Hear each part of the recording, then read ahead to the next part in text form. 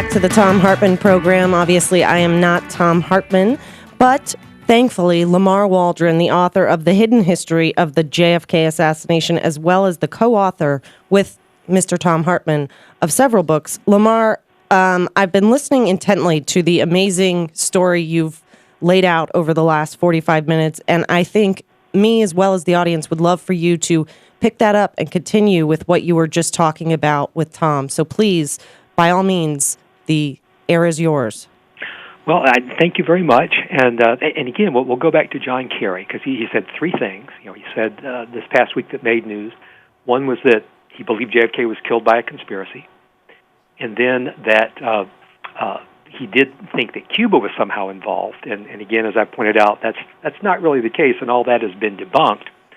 But here's why Kerry and other high officials have been able to think that for so many years, is because more than 1 million pages of JFK assassination records, according to NBC News, that's not my figure, that's NBC News, are still secret 50 years after JFK's murder. A law was passed in 1992, the JFK Act. It was passed in response to the excellent movie by Oliver Stone, JFK, and that created a groundswell of desire to release all the JFK files.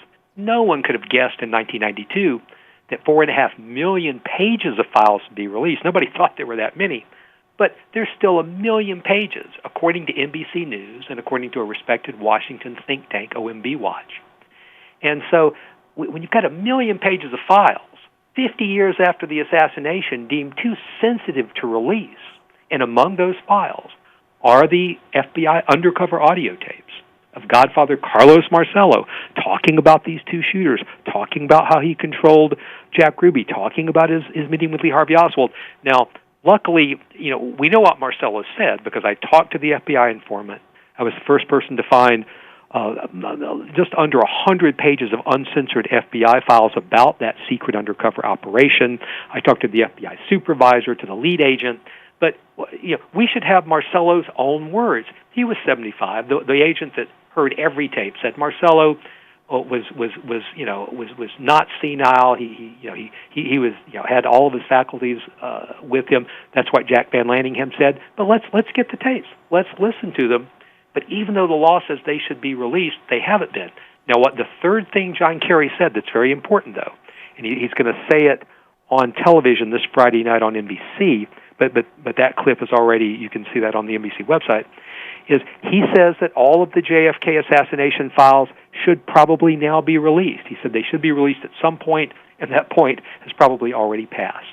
Now, he's right. What can people listening or people who have an interest in following, the JFK assassination and continuing this investigation, what can they do to help push to get those documents and those tapes released? Well, for another 2 weeks, they can go to thehiddenhistoryofthejfkassassination.com, and I have a link. There's not much on the website now. There will be in the coming weeks, but it's important to go there now and bookmark it and tell your friends, because there is a link to a White House petition that I started just a few days ago, and most people are hearing about this petition just for the first time on this show, and it calls for all of the JFK assassination files to be released.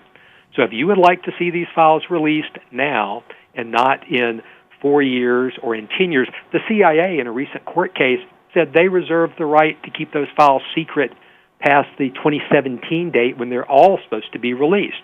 Well, we shouldn't have to wait till 2017. We shouldn't have to wait another year. It's been 50 years. So if you want to get these files, no matter who, your listeners believe who killed JFK, I'm saying it's the mafia and some help from the CIA, and there are more CIA people I identify in the new book. But if you think it's someone else, fine. Let's get all those files released. They shouldn't be allowed to keep these files secret. And so if people go to the hidden history of the JFK and they should follow the link, go to the White House petition. I should say this. If you go to the White House website and you search for the petition with the terms JFK or assassination, you can't find it. Interesting. So you have to follow that link. There's one other very important thing. That petition also calls for a pardon for ex-Secret Service agent Abraham Bolden. Now, for your listeners who don't know who Bolden was, He's a pioneer, as a civil rights pioneer. He was chosen personally by JFK to be the first black presidential Secret Service agent. He found a lot of problems in the Secret Service. There was a scandal with the Secret Service just a week ago with Obama's presidential detail. There was a big scandal a year or two ago down in South America. Turns out they've been having these problems since 1963. In fact, a lot of the agents in JFK's detail were out drinking until 4, 5, 6 a.m. the night before he died. Abraham Bolden went to Washington to tell the Warren Commission about the Secret Service laxity and the attempts to kill JFK in Tampa 4 days before Dallas and in Chicago 3 weeks before Dallas.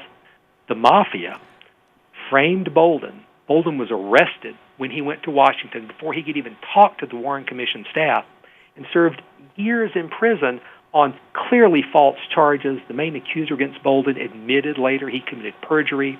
Bolden's judge was biased and told the jury Bolden was guilty before they even went for their deliberation. Lamar, it really is such an amazing story, and I want to remind everybody they can go to the hidden history of the JFK Assassination.com to sign those petitions and check out your new book. I know how much Thom speaks well of your work, and you're working with you, Lamar. Thank you so much for taking a few minutes to talk with me as well. Thank you so much. I appreciate the chance. Lamar Waldron, The Hidden History of JFK Assassination.